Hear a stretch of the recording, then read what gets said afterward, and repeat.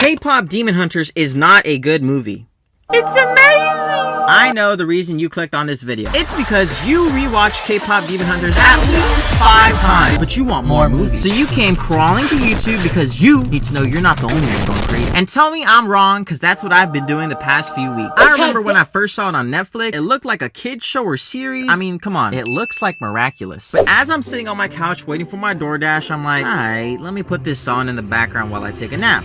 The next hour and a half changed my life forever. I became a different man. Spiritually, mentally, physically, sexually? This nigga gay. Let me explain why. The reason K-Pop Demon Hunters is so good can be summarized in 4 words. Excellence in every shot. The movie isn't perfect. It's art. But you can tell in every frame the animators put their blood, sweat, and tears. The level of detail is so good that people are now posting daily hidden Easter eggs on TikTok. You can see the same thing happening in Spider-Verse and Coraline. Movies so detailed, people are still creating theories years later. But enough chit-chat! Let's get to the stars of the show. The movie starts off by explaining that every generation there's a trio of demon hunters that use their voices to protect the Hun Moon, a barrier between the human and demon world. That brings us to this generation's heroes, the Huntrix girls. Rumi, MIRAAA, and Zoe. Right now, comment down below your favorite character and explain why. Just know you're wrong and the correct answer is MIRAAA. The way we're introduced to these girls are the fans, which is genius. I mean, of course these people would know everything about them. I mean, look at this guy. Rumi is the leader of the group. The one thing I love about Rumi is that she's low-key kind of a bad person. Whenever she does something, she always hides the true reason behind it. And I think a lot of the time we hide the reason we do things because we're afraid to be seen differently, which makes her extremely relatable. MIRAAA is the best member of Huntrix and the group choreographer. She grew up as the wild child, only finding her place, her family, with Huntrix. Zoe is the group's songwriter and grew up in America. She's always been torn between 2 worlds. On one hand, she wants to help her friends fight demons and save the world. On the other hand, she really wants to sit down on that couch. All the girls' insecurities tie into why they depend on each other so much. So hopefully nothing tears them apart. A good villain deserves to be hated. A great villain deserves to be loved. And how can you not love the Saja boys? I mean, even the girls are bopping along. Meet Jinu, Romance, Mystery, Baby Saja, and Abby. Yes, his name is Abby because of his stupid abs. Jinu is the leader of the group. The way he stands is so tough. His plan is to use the fans to feed Guima in exchange for him losing the memories that give him shame. The other boys don't get developed as much, but there are fan theories that they were once a K-pop group that you can see in the doctor's office here.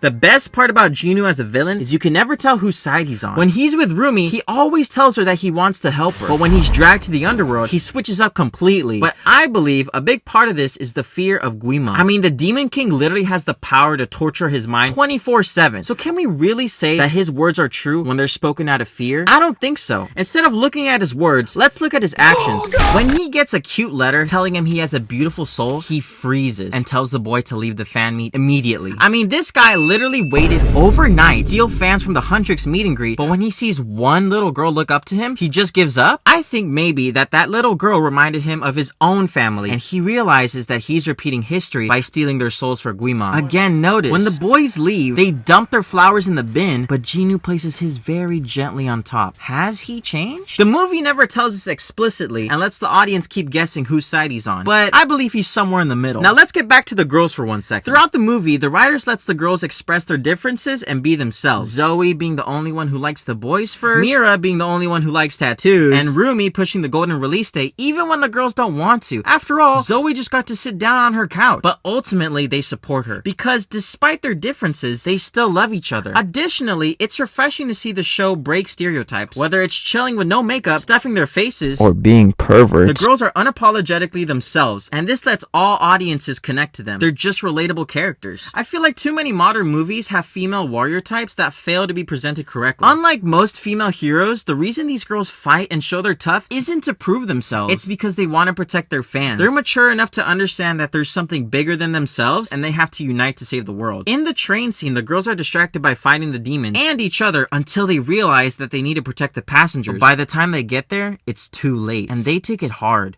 Because the fans in this movie actually die. Children, old people, the stakes are real. There are consequences for their actions, and that gives us a reason to watch. You know who hasn't been giving us a reason to watch? Disney. Disney animation is dying, and I'm so glad it is. I'm tired of mid-animation movies. Movies too woke and too safe to take any risks at all. When was the last time Disney made a cultural phenomenon? You know, Elio spent millions on marketing, hyping us up for an original story. Stop complaining that Disney doesn't make original stories if you don't show up to movie theaters and support them in the first place. Congratulations, you wrote something. The bar is so low for them that their fans get hyped when they don't do another sequel or live action. Meanwhile, Netflix was like, oh, here you go, we made this. Forgot to tell you, by the way, it's #1 in 30 different countries. Damn. It goes to show that we do not care about marketing. Good content will always shine brighter. But John, Elio was actually a decent movie with beautiful animation and a heartwarming— Shut your bitch ass up! I don't care. It's not K-pop Demon Hunters, and it never will be. I cannot hyperfixate over Elio. Meanwhile, I'm over here listening to the KDH soundtrack 57 times. The reason the song is #1 on Spotify is because of me. And the music alone is a whole nother subject, because what kind of